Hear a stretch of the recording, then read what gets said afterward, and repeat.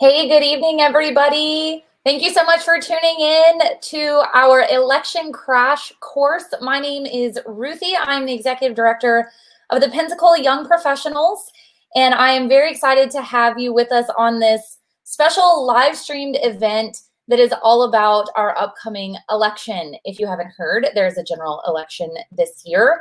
And PYP is here to bring, especially to our members, our younger professionals, and maybe new voters, all the information you need on voting in Escambia County.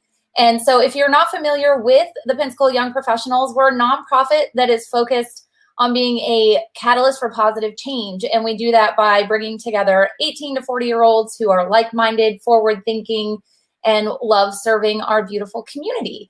So I am very excited this evening to be joined by our past president, Walker Wilson, who is also newly appointed director of the Downtown Improvement Board. Walker's with us here this evening, as well as our current vice president for economic development and governmental affairs, Basil Kaloba. And so these guys are really fabulous volunteers, been involved with our community in all kinds of different ways. And we're here to bring you the best information that we possibly can, get your questions answered. We want you to engage with us. So if you have questions throughout the evening, please chat them to us. If it's something we can't figure out for this evening, we'll follow up and get back to you. And so without further ado, I would like to welcome Basil to the stage. Wonderful. Thank you, Ruthie. As Ruthie said, today we just really wanted to do like an election crash course and answer a few key questions people have. We also wanted to talk about some voting myths. And we have our Supervisor of Election, David Stafford, here with us today. And he's going to help walk us through some of those questions and answer them for us. And then also give us a little bit of perspective of what he's feeling, what he's seeing from his role as Supervisor of Elections. We're also going to talk through what's on the ballot this year. We have our past president, Walker Wilson, who's here with us. He's going to talk us through those specific things that are on the ballot, our amendments, which offices are for elections here locally. And then we're also going to figure out how you can get involved. Maybe you'll hear something today that's interesting to you, and you say, hey, I really like that. I want to learn more. We're going to help you figure that out today.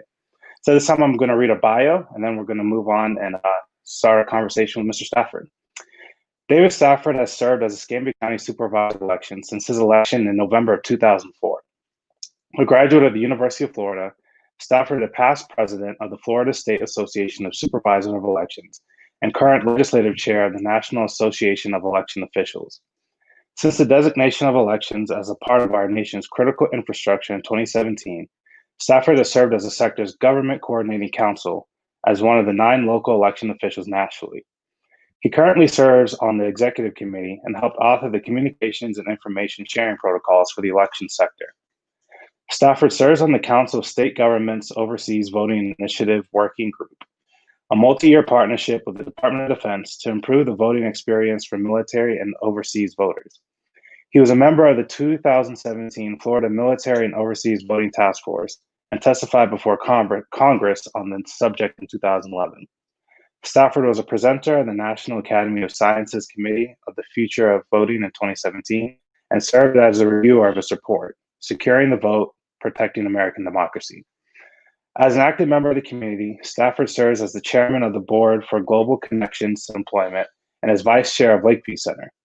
He is a Paul Harris Fellow and past president of the Pensacola Rotary Club and Pensacola Sports Association, and has chaired the American Cancer Society's Pensacola Relay for Life and the Friends of Scouting campaign. He's a recipient of the Art Gateway Lucy Petrie Outstanding Service Award, was named the Gulf Coast Citizen Diplomacy Council's Outstanding Citizen Diplomat of the Year, and was recognized with the God and Government Award at the Governmental Prayer Breakfast. Stafford is a native of Pensacola, where he resides with his wife and their 2 sons, and is an active member of Christ Church. So as you can see, we have definitely a great Supervisor of Elections here with us today, and we're excited to start the conversation. Thank you for being with us here. Thanks for having me. All right. So we'll dive right in. What's the general feeling at the Supervisor of Elections office? Are you seeing an uptick in election interest and people registering to vote, or are you seeing kind of a downtick? What's the general sense of what's going on? It's sort of managed chaos right now. So It's chaos. This is always the so you start off with a baseline of, okay, you're having a statewide election, and then on top of that you're in Florida, and then on top of that it's a presidential election, then it's COVID, and then you've got a hurricane. So it's sort of, we're used to it. Unfortunately, since 2000, since the election year 2000, we've been under the microscope, and so we have close elections. That's the thing that everybody. That's the reason Florida gets so much attention. That's the reason that we get more attention than New York and California and Texas, quite frankly, is because Right. those are historically, at least over the past 2 decades, have kind of been foregone conclusions. And so everybody has their eyes on Florida, the largest swing state, third largest source of electoral votes in the country. But we're used to it. And so it's very hectic right now, but it's not, I think it's just a little different because of the challenges with COVID, and then more recently with the hurricane. Fortunately, we did okay, other than, we had some delays. Our connection to the Florida Division of Elections was down, and it's just a basic communication issue for a little while. But we're back up and running. And so, like, for instance, today we had a press conference with I got my 2 colleagues from Okaloosa and Okaloosa and Santa Rosa counties came over, and we went over some basic items. We are seeing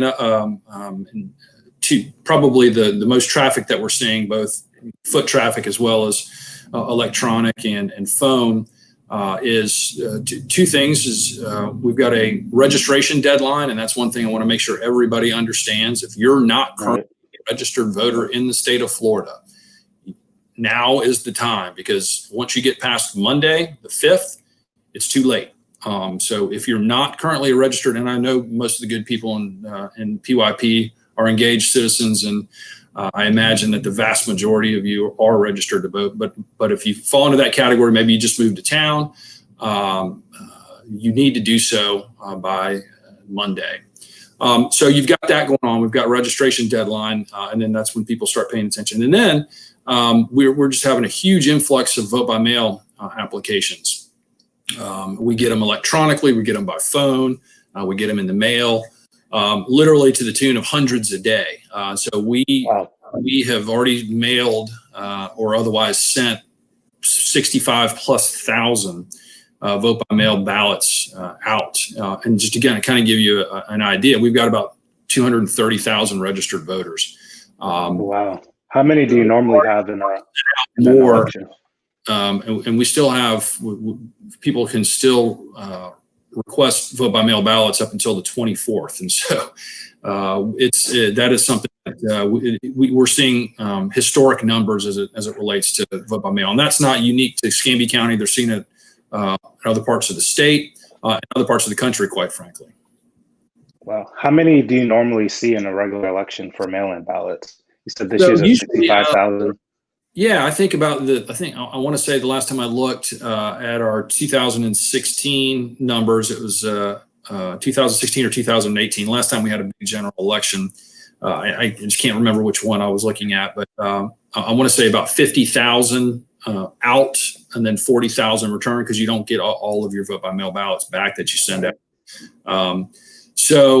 We're going to be easily soon up over 70,000, and I don't know what the ceiling is. That's something that that's a big job in managing that, because we do it internally. Some of my colleagues from other parts of the state contract that out.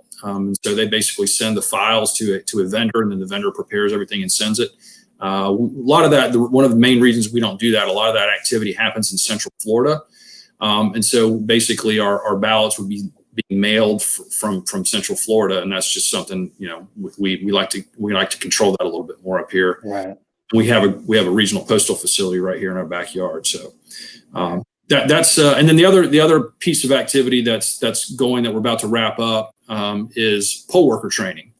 And that's been a challenge. It's been different, as you can imagine, like everything else. Like our lives have been different since March. How we train people has changed, and so we we used to do everything in person. So what we've done is we've done kind of a hybrid approach. We go through the basics online, and then we do require the workers to come in for some in-person training. And so we're putting a wrap on that, I think, at the end into the middle of the next week, and then we'll be pretty much finished with that. So that's kind of, and then just other operations, getting ready for early voting, making sure all the places are secure and not damaged from the storm. So. Yeah. Well, great. Now, I know you have to be very, very busy right now, and everyone in your office is diligently at work getting ready for the election. So we definitely thank you for being with us here today and giving us a bit of your time. One of the voting myths that we actually want to talk about today is in regards to mail-in voting. We've been talking about that. There's been a lot in the news, and like even some presidential candidates talking about how they're not secure. Is there anything you can share with us today, whether it's the best practices that we should have if we are utilizing mail-in voting to make sure our vote is counted, and speak a bit to the security of mail-in ballots and whether that is the best way to vote? Yeah, it's a great question. One of the things I want to make everybody, make sure everyone is aware, is that we've been doing robust vote by mail in the state of Florida for the better part of 2 decades. I know the concerns that I've heard sort of nationally are their state. I mean, there's some states like out in the Pacific Northwest, for instance, who do almost their entire voting by mail. And so they're very mature, robust states when it comes to voting by mail. You've got others, a lot of them in the Southeast, Florida being the exception, that historically have done very little vote by mail or they still call it absentee voting. And so I think one of the concerns that was raised is some of these states that aren't used to doing large volume of vote by mail, can they handle the volume? In the state of Florida, just to kind of give you an idea of how the numbers shake out. If you look at the 2018 election, the last general election, that's when we had the gubernatorial election. Of all the ballots that were cast in the state of Florida, the statewide numbers, almost evenly are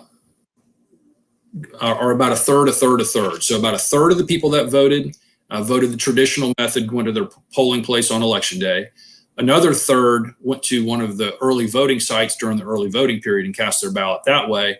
And then a third of the voters that voted in that election voted by mail.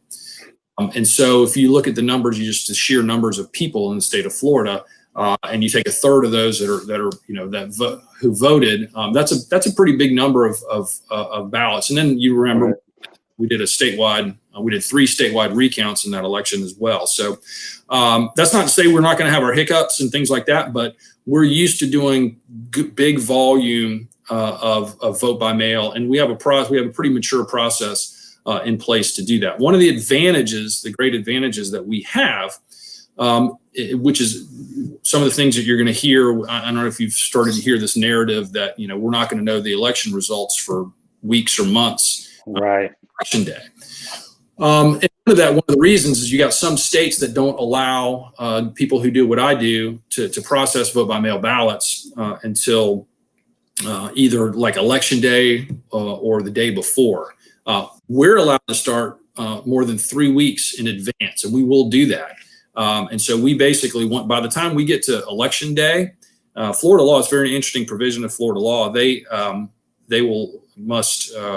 We must report all of our early votes that are cast and all of the vote by mail ballots that we have processed within 30 minutes of the polls closing. So what that means is, again, hearkening back to my earlier comments, that by 7:30 Central Time, you'll know easily 2/3 of the results of the state of Florida, because we'll be reporting our early voting in the vast majority of our vote by mail results. And then the rest of it is as the election night results come in, which is still pretty quick as well. And then what's left over would be, provisional ballots, late arriving vote by mail ballots, and then a subset of ballots from some military and overseas voters. But as far as the security is concerned, first of all, that you have to request a ballot. That's kind of a big distinction when some of the criticism that you hear, again, not making value judgments on how different people do it. But in the state of Florida, you have to make a request in order to receive a ballot. We send that ballot directly to the voter. and it's in materials that comes from us. It's barcoded. The envelope is barcoded, so it's not something you can just go out and try to replicate. Where can they request a ballot from? How do they request a ballot? Right. Yeah, they request from us, and it's really easy to do. There's multiple ways you can do it by phone. We have a form on our website. You can send us an email. You can send us a written request. Probably the easiest way, particularly for people that spend a lot of their lives online, is just to go to escambiavotes.gov and put in the request there. We get literally hundreds a day. A lot of them we've seen recently. You've got these third-party organizations, and some of you may have seen these come in your mailbox that say, sign your name here if you want to vote by mail, and then they'll come directly to our office. And we've seen quite a few of those, but it's real simple process. And then once you do that, we'll send you the ballot. We actually just finished this week sending out our initial run of ballots, and then from here on out, what we'll do is we'll be fulfilling requests that come in daily and then sending them out the next day. So once you receive the ballot, it's got your ballot, a return envelope that comes back to us. One of the things that we've done for this election cycle is we've actually paid the return postage. So one of the concerns, particularly with younger people, which was kind of a surprise to me since I'm not young anymore, but I've got a teenage son and one that's a sophomore in college, is that they're kind of unfamiliar with the mail system, and literally how to go out and get a stamp and get an envelope, and I think probably some of that's a little bit overblown, but regardless, now in our county, is when you vote that ballot, all you have to do is put it back in the mail. Postage is paid, so you can literally put it in your mailbox. You can go throw it in the mailbox, the USPS mailbox, or alternatively, you can come hand deliver that. And we've actually seen, because I think a lot of the coverage about vote by mail, we've seen quite a few people come in already and hand return their ballots. And we have a 24-hour that we installed right before the primary. We have a 24-hour drop box, a very secure drop box that we're right on Palafox. Our office is right on Palafox, across the street from World of Beer. And so you can just come put any hour, come put your ballot inside that drop box. We have both. We have a 24-hour surveillance camera both inside and outside that captures that. Again, it's locked and secure. So once it comes back to us, then it's entered in to our system, right? So it's Stafford's ballot has come back, and that's important for a couple of reasons. One, to let you know, because we have a ballot tracking feature on our website where you can go enter your information.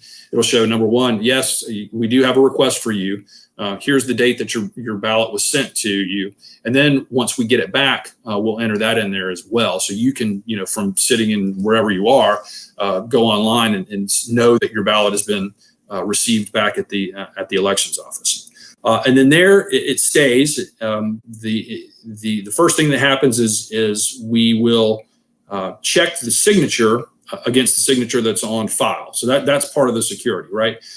So this is a way that we have some reasonable assurance that you, the person who you say you are, as returning this ballot, or the person's in whose name you're returning this ballot, is that same person. And the way we do that is we have a signature for every voter on file, sometimes multiple signatures. And so when that ballot envelope comes back, we compare the signature on the envelope against the signature on file. And there's a lot of attention that gets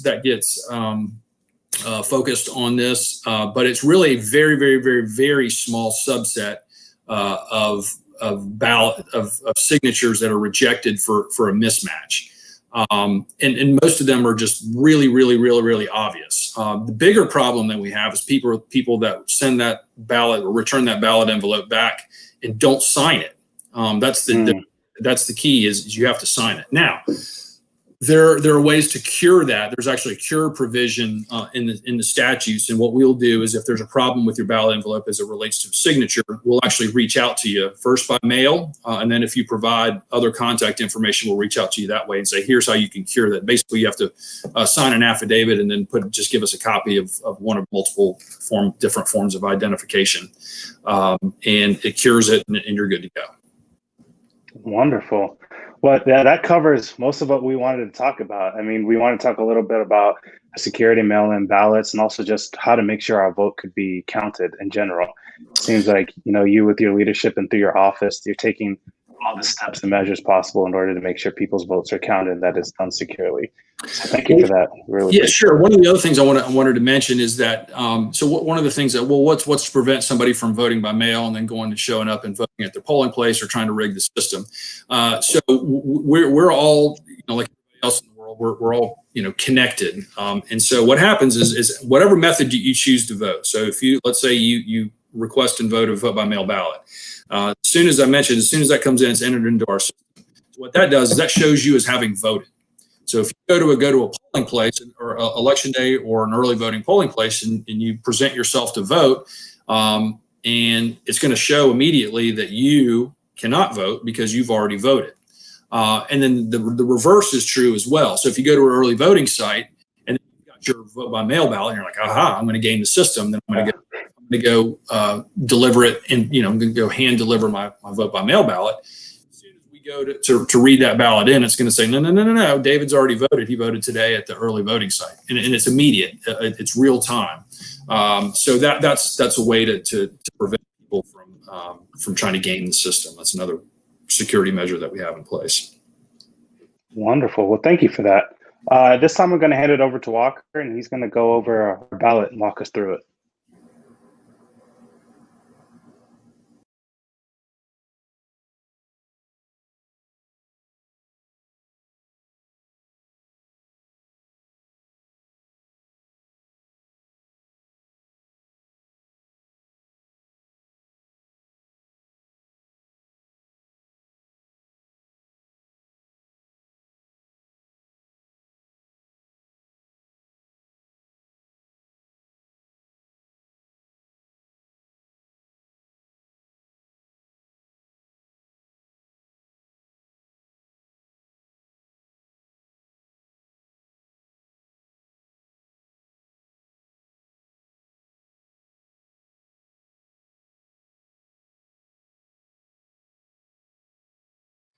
Hey, Walker, sorry if you can hear us. I think you're muted. I'm so sorry. Go back. Rewind. To be on here, and I want to thank David for being here with us this afternoon as well. We are about a month away from Election Day, so we're in the midst of election season. And today I wanted to talk a little bit about what's going to be on your ballot and what that will look like for everyone, depending on where you live in the county, which county you live in, or what part of the city you live in Century and Pensacola. So for all of us that are watching, at the top of the ballot will be our presidential candidates.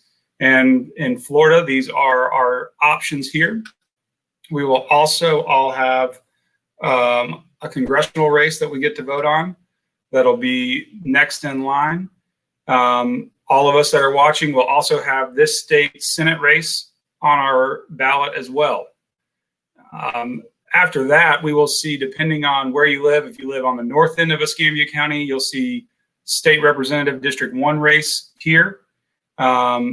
If you're on the southern end of Escambia County, in Gulf Breeze proper, you will see State Representative Race District 2 located here. And if you're in anywhere else in Santa Rosa County other than Gulf Breeze proper, you will see State Representative District 3 race in that portion of your ballot. We will also see in Escambia County, and I'm not sure for Santa Rosa, but we will have some countywide offices that are up for election. We had 2 offices that were unopposed countywide, and that was truly David Stafford for Supervisor of Election, and property appraiser Chris Jones was also unopposed in his bid for re-election. We will see, though, the clerk of court. We have incumbent Pam Childers running again, and there's a write-in candidate that has qualified as well. You will see a race for sheriff, and I believe that PYP is hosting a forum to highlight the sheriff candidates here in a few weeks on October the 13th.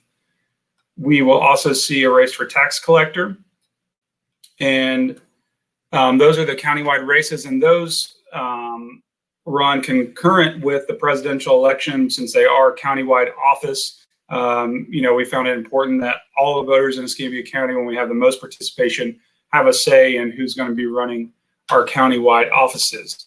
And then after that, you'll see the county commissioners that are up for election as well in November. The county commission races in the presidential cycle are seats 1, 3, and 5. And then in the midterm elections, seats 2 and 4 are up. So those District 2 and 4 folks, you'll have to wait for another 2 years to vote for your county commissioner. But we will see in November that District 3 and 5 have contested races in November. You can see here, I live in District 3, so Commissioner May is running for re-election, and there is a write-in candidate that has qualified there. In District 5, Commissioner Barry is running for re-election, and he has a challenger there. District 1, as I mentioned, is also up this go-around, but because it was only, everyone that ran was only in one party, the person that got the most votes in August in that primary won the election, and Commissioner Gosh was re-elected to another term. Typically, you would see after that school board races, and we had 2 school board races this year in District 4 and District 5. Both candidates were unopposed, so we won't see them, and that's Mr. Slayton and Ms. Hightower, both re-elected to the school board for another 4 years. After that, depending on where you're in the county, ECUA elections will occur. ECUA is, let's see, seats 1 and 5 were elected in the primary, so those folks will not have to worry about a general election, but District 3 will see a general election campaign, and you can see that right here on my ballot as I live in District 3. And just for everyone that's curious, all the county commission, the school board, and ECUA have the exact same lines in our county. And so if you're in District 1 for the county commission, that's also your ECUA district and also your school board district as well when you're going to vote. After that, you'll see some Supreme Court and District Court of Appeals folks up here in the state of Florida. We asked the voters if they should retain their seat.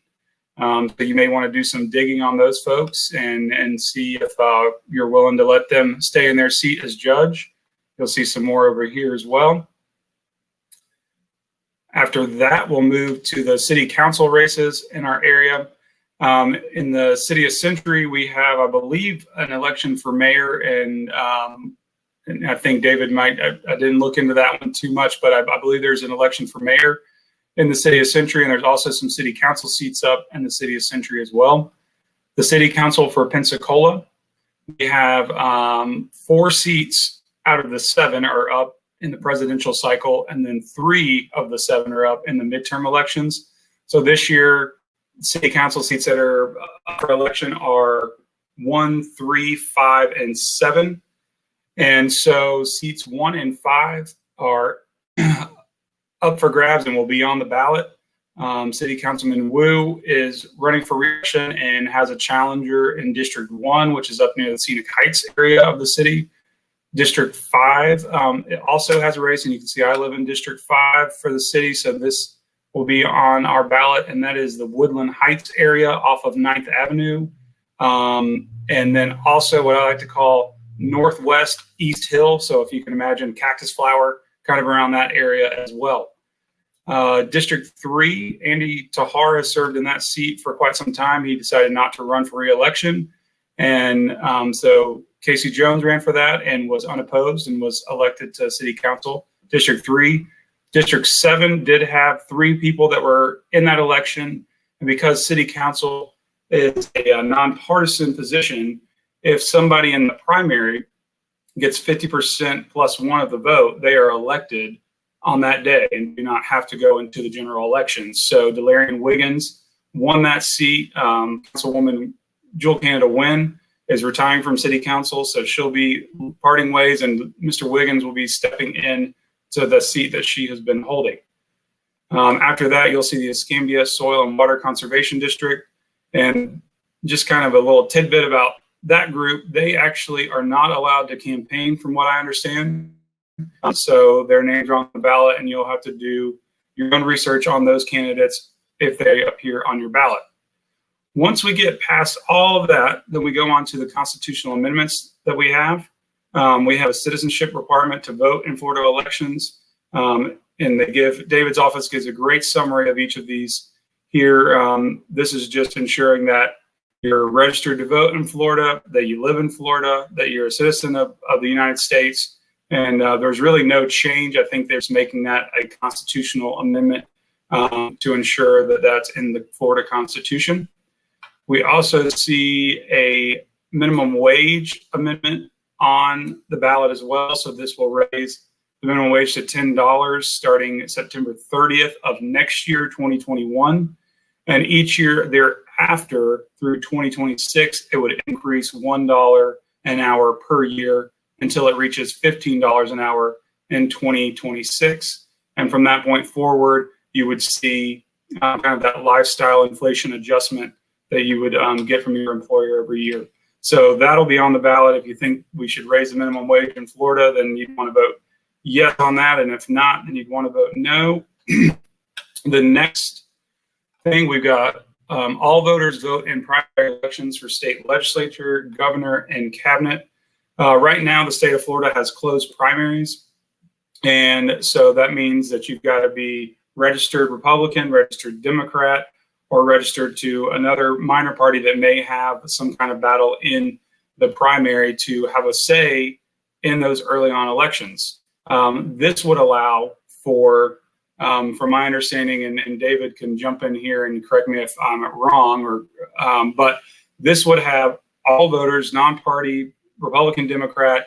You'd have everybody that qualified to be on the primary ballot be on there, and if you're registered to vote, no matter what party, if you're independent, you get to have a say in there. And then the two highest vote getters would advance to the general election. And so I think David's on here. I don't know if I explained that correctly, but you did. The only one of the interesting things that provisions that basically, and again, it's limited to the legislature, governor, and cabinet, is that it doesn't matter. Currently, as you mentioned, like in nonpartisan elections, if somebody gets 50% plus one in the primary, it's over.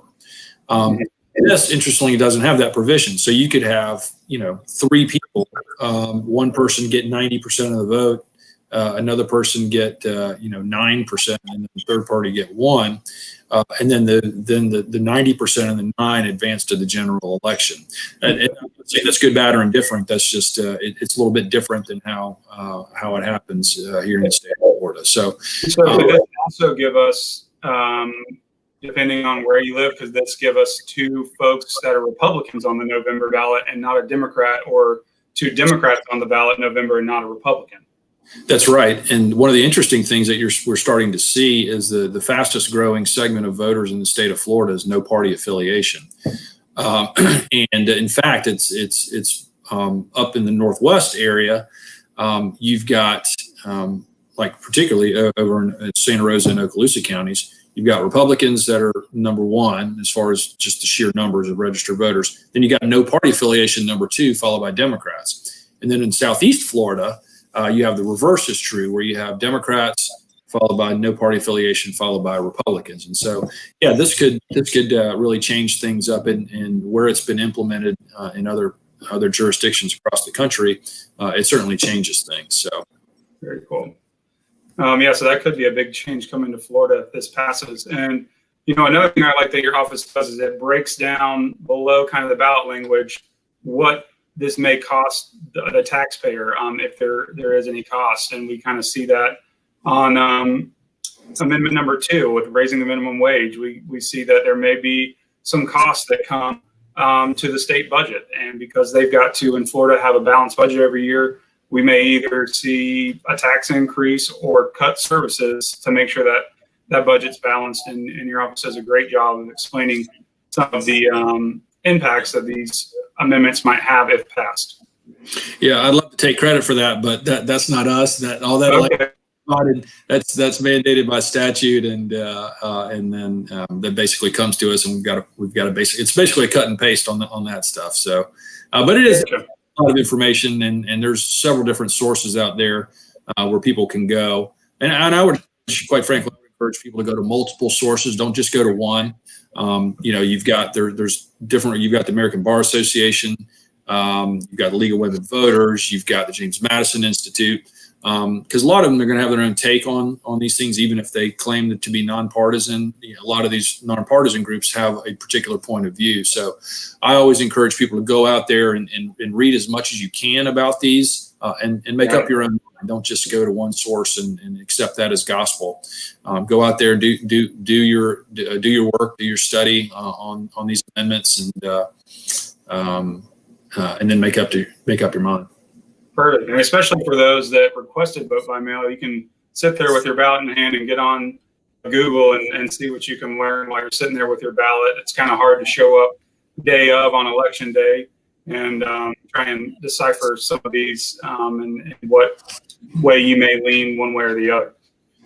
So, and then so after that open kind of primary change, we also see voter approval of constitutional amendments. The takeaway from here is that from moving forward, that these amendments would need to come before the voters twice and be approved twice for them to actually take effect. Is that correct? Yeah, that's basically, so it would basically have to pass. That's my understanding of what it means. Is, you pass it like for these amendments. If they were to pass this time, then they'd have to basically be affirmed in the next election cycle, in the next general election cycle, in order for them to take effect. So it makes it.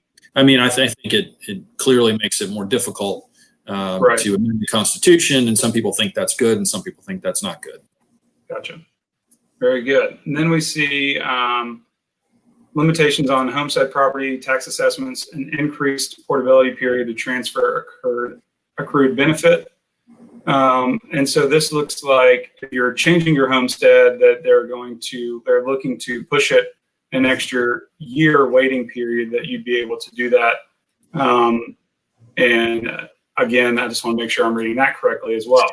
Yeah, that's like this was put in statute that save our homes, and that's basically, I think that the issue is you try to get people to be able to move out of their houses where they've, because your tax assessment can only go up a certain amount of years. A certain amount each year.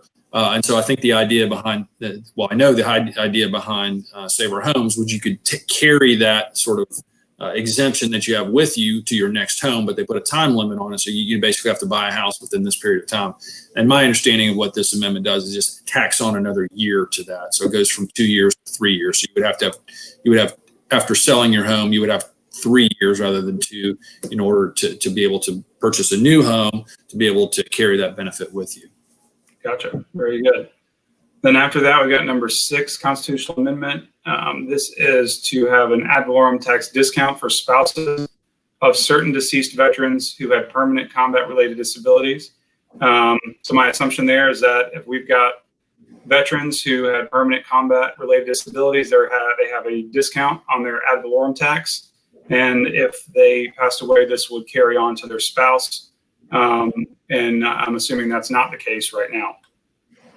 Yeah, I don't know a ton about this one, but we do. It seems like every election cycle, there is at least one ad valorem provision that's part of the constitutional amendments, and they all tend to historically pass. Gotcha. Very good. All right, and then the last thing on your ballot is the Children's Trust of Escambia County. This is the local referendum that's just in Escambia County that PYP has been working with some groups here in town to help educate our community, educate our members on. This is a property tax increase of up to half a millage point for a 10-year sunset. And this would be used here, all property owners would be assessed an additional half millage on their tax every year. Those funds would then be dedicated to children's services and early childhood education, safety development, well-being services, after school and summer enrichment programs. And that's the Yes for Escambia's Children campaign that we've seen some of, or maybe seeing a lot more of over the next month. And so that is the last thing on your ballot. And I think I've pretty much covered it all.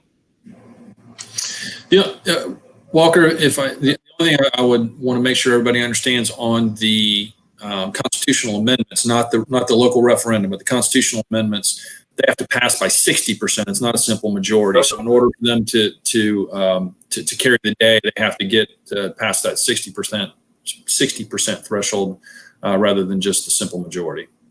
Right, and that referendum though is a 50% majority, unlike the other constitutional amendments that we'll see. Correct. Very good. All right. Well, thanks so much, everybody, and thanks again, David, for doing this. And I think I'll turn it back over to Basil.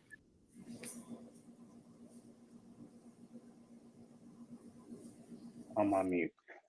Thank you for that, Walker. We're going to go back and we're going to talk about two more of the election myths that we wanted to go through with you. And the first one is about specifically the presidential election. A lot of people feel as though the way the election goes with the Electoral College, that in the popular vote not determining the president, it's a waste of our time to vote. Do you have any comments on that, or what is your perspective on that? Well, what I would say is, of any place, it would be hard to find a more impactful place for your vote than the state of Florida.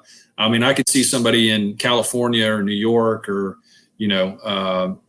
Montana making that argument if the kind of the results of the election are almost a foregone conclusion. But Florida is the penultimate swing state. It swings back and forth. If you look at historically over the past, I think I want to say 10 or 12 years, whether it's the gubernatorial election or the presidential election at the top of the ticket in our state, there's only been one time in all of those where the outcome has been outside 1%. One time. So we have close elections in the state of Florida. So that your vote in Florida, although all votes are equal, one person, one vote, you can easily make the argument that your vote in the state of Florida could be more impactful nationwide than if you're at a non-swing state. Okay, and like you said about one person, one vote, that leads into our other election myth we want to talk about. Is some people feel like their vote doesn't really count. There's no point in voting because I'll vote for the Democrat, my neighbor's going to vote for the Republican, so in the end we're just going to cancel each other out. So what's really the point of voting in the first place? Man, how much time do we have? Honestly, I don't want to sound too cheesy, but one of the things I find myself sometimes doing this, is that you don't want to take for granted that we get to choose those who lead us. That's something that I certainly grew up having that opportunity, and that's the basis. Of course, there's some notable exceptions along the way. It's going to be kind of a bumpy road to get where we are today, but that's the essence of who we are as Americans, and that is that we get to choose who lead us, those who lead us, and that's something that's not afforded to a good chunk of the world. And so part of that is to be a participant. Part of being a good citizen is being a participant in that process. And the way that any individual who's eligible to do so is to actually go out and make their voice heard. And as far as numbers are concerned, all you have to do is go back and look at the 2000 election. 37 votes in the state of Florida decided the future of the country for 8 years. If you like how that went for 8 years, then great. If you didn't like how that went for 8 years, then that you can trace that back to the state of Florida. And just to kind of give you an idea on those numbers, we've got 80 precincts here in the just in Escambia County. That's my University of Florida math here. That's about 7 votes per precinct going a different way, and you've got a different president. Wow. And we've had county commission seats. One of my first elections, or my first election, I had to do a recount in a county commission seat that was decided by 3 votes. And one of the candidates said, I ran into a family on on my way down here or something. And they said, "Oh, I'm going to vote." He's like, "Oh, don't worry about it. I got it in the bag." Things you hear stories like that. So, you just never know. You just never know. It's kind of, it's kind of like in sports. You don't know until the ball's tipped or, the puck is dropped, what's going to happen. And so, it's just the easy way. And we try to make it as easy as possible for you to cast your ballot. 3 different ways to do it: by mail, early, or in person on election day. So, for me, it's just a fundamental part of being an American and being a good citizen is to participate. Right. I think you make a great point, especially with showing those numbers about how close it possibly can be. And just a few people can swing the way the country could go for years to come. So it's very important for us to get out and vote. I believe at this time we're going to open it up for questions, and Ruthie's going to come on and she's going to share what the people are asking. Yes, thank you so much. I did not realize that, that I had some of these questions as well. So hearing that about how close it can possibly be is just even more of a reason. I already requested my mail-in ballot. That's how I'm voting this year. And I appreciate that stamp situation. Thank you for putting the first class postage on our ballot. So, well, you help pay for it as a taxpayer, so. Yeah, right. Thanks for putting our taxpayer dollars to good use. So we had a couple questions come in, and one of them is very timely. And this is there a poll worker shortage due to COVID? How's that looking? So fortunately, we did. So think back where we were in March, the March primary, presidential primary, and that was really, I don't know if you all remember back that far. It seems like it's 40 years ago, but we were one of a handful of states to have an election on the 17th of March, St. Patrick's Day. And that was really right about when some of the decisions were being made to close things down and put in some of these, mask provisions and things along those lines. And so there was really uncertainty about whether or not we were going to go through with the election. The state of Ohio, which was scheduled the same day, actually postponed theirs. And so we saw a just, you can imagine people just saying, "Hey, I can't do it." Other people just didn't show up. We were able to manage through. We always have standby workers that we train. We went through all of them and still had to sort of take some from other places, and so we were able to get through the primary election. And then over the course of the next several months leading up to the primary in August, we did a lot of deliberate outreach to try to get people into the process. And there was other organizations, outside organizations, both nationally and here locally, that were doing that as well. And so we did see an influx, and we're good now. But we're always, well, first of all, we don't know what's going to happen in a week or two, right? We could have another spike and we could lose a bunch of, I don't think I'm telling you something you don't know. Our poll workers tend to be a little bit older. But interestingly, just sort of anecdotally, an influx of younger voters that we're seeing and coming in training. And that's a good thing, honestly, because, I think, particularly with people's schedules, being a little bit flexible these days, if you can spare a day, that is a great way to serve your fellow citizen is to work the polls. And what we tend to see is once somebody does it once, we kind of get our hooks into them and they keep coming back. So certainly, if you're interested, let us know. We'll put you through a training class, and we'll put you on the list. And like I said, we go through quite a few workers, and sometimes we even use them for other things other than actually working at the polls on election day, whether it's processing vote by mail ballots, helping out in our phone bank, and things along those lines.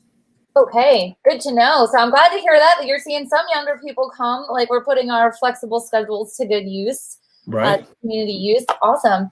So some of the other questions that we had come in, David, are pretty specific about some dates. So just so we're in October, it is official.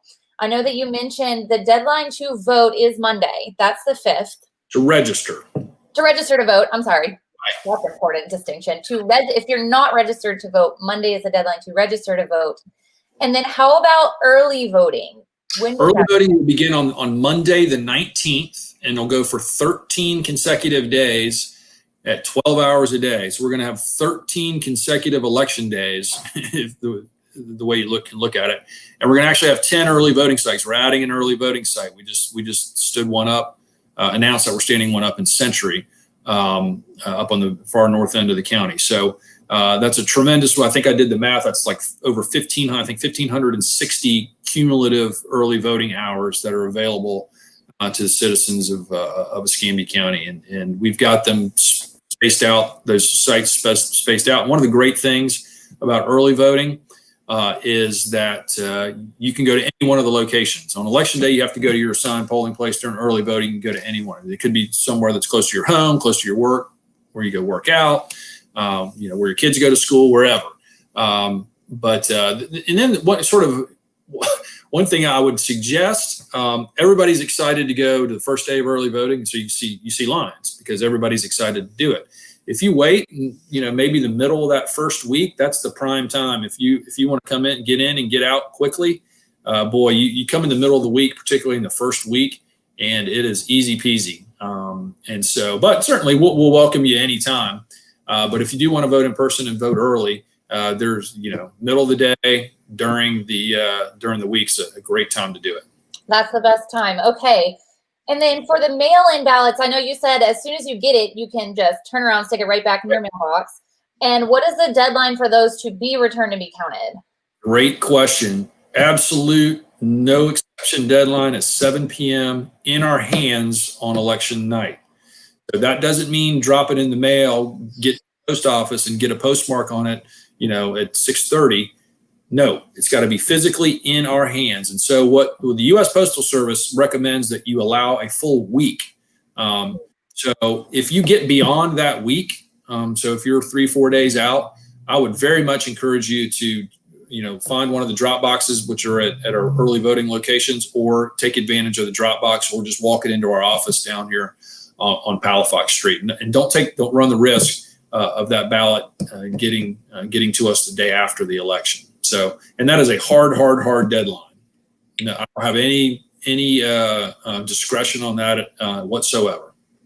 Good to know. And like you said earlier, since you're able to process as you go, and so you have a deadline as well that evening. You said it's 30 minutes after the closing that you have to start reporting. We do, yeah. That's a 30-minute. Now it's not going to be 100. Somebody, and we'll get a tremendous amount of mail ballots on election day, and we'll probably try to canvass some of those during the day. But then there's just, we have to shut all that down and get ready for election night. And so that later that night, and potentially even into the next day, we'll do some late canvassing of vote by mail ballots, and then we have a whole host of others. We get military and overseas ballots and things like that, but the vast majority of them will be processed and reported within the first 30 minutes of the polls closing. Excellent.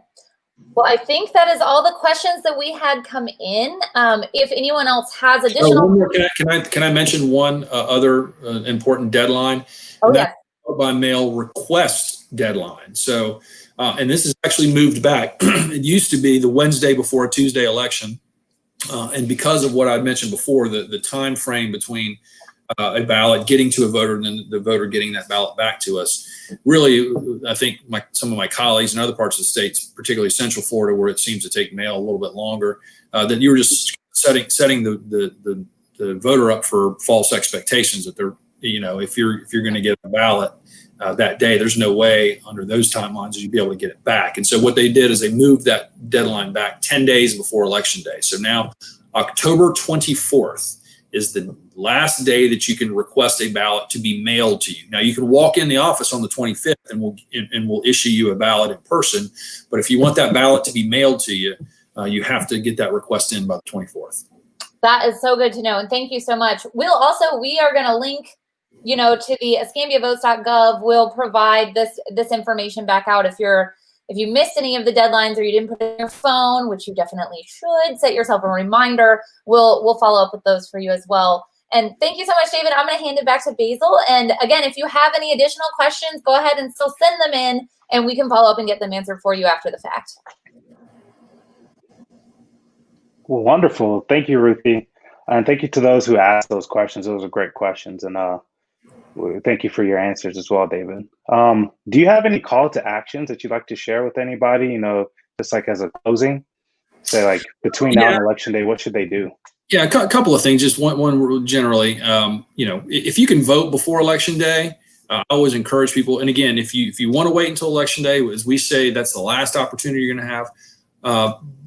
But if you know how you're going to, if you already know who you're going to vote for and you want to go ahead and get it out of the way, I would encourage you to do that, because one of the challenges we have on Election Day is it's a very compressed time frame. You got until 7 p.m. and that's it. So if some issue crops up, or your car breaks down, or you got a family medical emergency, or whatever it is that you don't want to wait. In my opinion, it's your vote's very, very important. So again, it's completely up to you. You can, people like the tradition of going to their polling place, but I would encourage folks to go ahead and get that vote in sooner rather than later.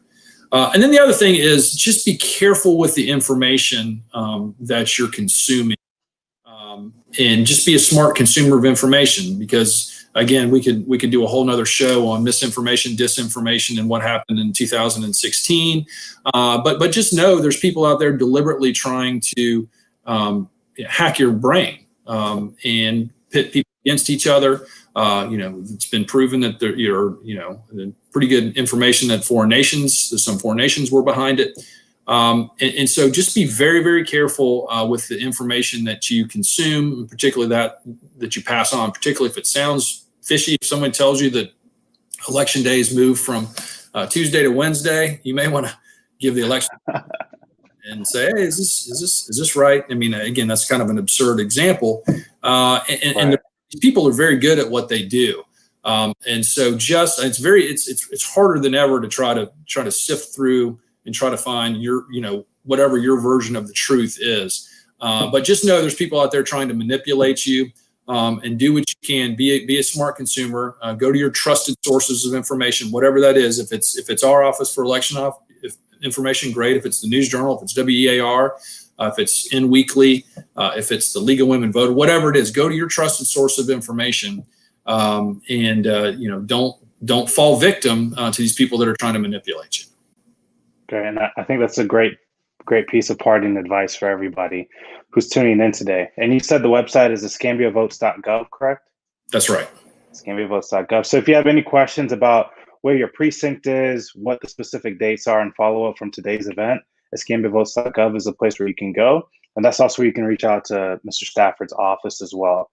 Definitely thank you so much for being with us today, Mr. Stafford. Like I said, I know you're very, very busy. This is peak time for you, so we appreciate you taking some time to just chat with us and let us know what we can do to be involved, as well as preparing for Election Day. Well, thank you. I've followed PYP since its inception, and you all do great work and are a great part of this community. And I thank you for what you all do, and keep it up. Thank you. Thank you. So just like every other app you probably opened up in the past week or so, we want to remind you to get out to vote. Voting day is on November 3rd. Make sure you do what you need to do, know where your precinct is, know who you're going to vote for, and use and exercise your rights as an American. Thank you for joining us today. I hope you have a good night.